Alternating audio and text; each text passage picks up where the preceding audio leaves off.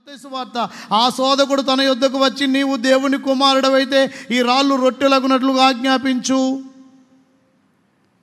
ఆహారమునకు మంచిది. 40 రోజులు ఫాస్టింగ్ ఉన్నాడు, మంచి ఆకలిగా ఉంది. నువ్వే నిజంగా దేవుని కొడుకు అయితే ఈ రాళ్ళను రొట్టెలుగా చేసుకుని తిను.